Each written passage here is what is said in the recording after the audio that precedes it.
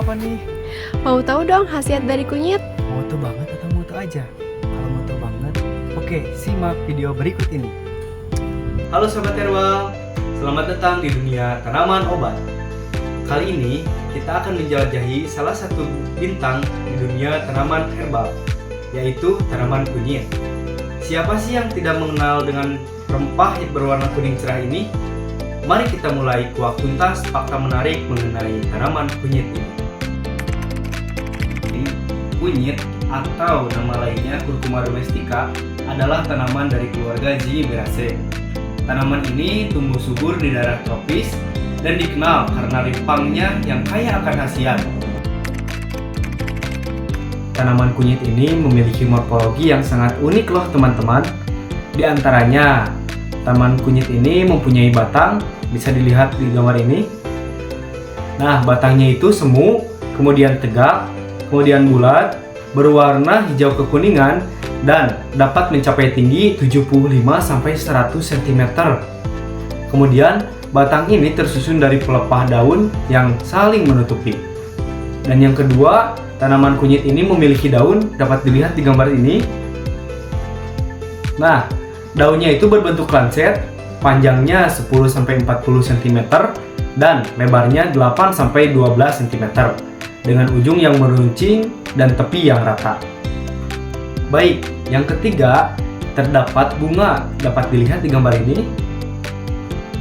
Nah, bunganya itu muncul dari pucuk batang semu, kemudian berbentuk kerucut runcing dan dengan warna putih atau dengan warna kuning muda.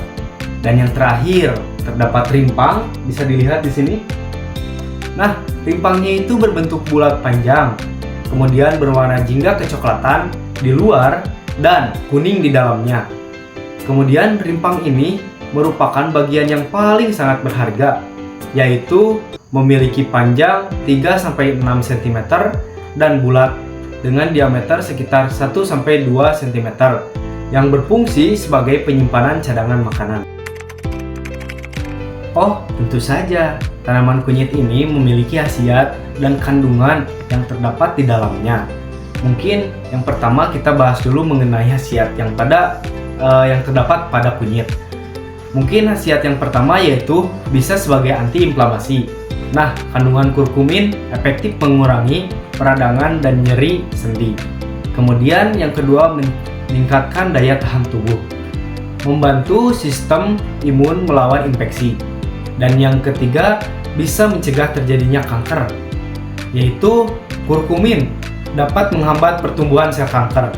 Yang keempat, mengatasi gangguan pencernaan, yaitu merakan seperti mual, kembung, dan juga mah. Dan yang kelima, menjaga kesehatan kulit, yaitu untuk mempercepat penyembuhan luka dan mengatasi untuk jerawat. Potensi pengembangan sediaan herbal ini yaitu bisa dibuat sebagai masker wajah, rimpang kunyit atau Curcuma domestica yang dapat dikombinasikan dengan tepung beras atau Aerugea sativa sebagai antibakteri. Nah, untuk formulanya bisa dilihat pada gambar di samping ini. Nah, setelah itu ada juga tahap untuk pembuatannya. Yang pertama, pembuatan simplicia, yaitu dengan cara pengumpulan bahan, serta sip basah, pencucian, pengirisan, perajangan, pengeringan, serta si kering, penghalusan, pengemasan, dan juga penyimpanan. Nah, untuk pembuatan maskernya sendiri yaitu dengan cara timbang masing-masing bahan, kemudian campurkan semua bahan tersebut sampai homogen. Nah, setelah semuanya tercampur dengan homogen, masukkan ke dalam wadah masker. Untuk formula ini dibuat 3 formula, yaitu ada formula 1, formula 2, dan formula 3 dengan konsentrasi yang berbeda. Nah, baik, setelah semuanya selesai dilakukan atau selesai dikerjakan, pastinya ada evaluasi-evaluasi yang harus kita lakukan.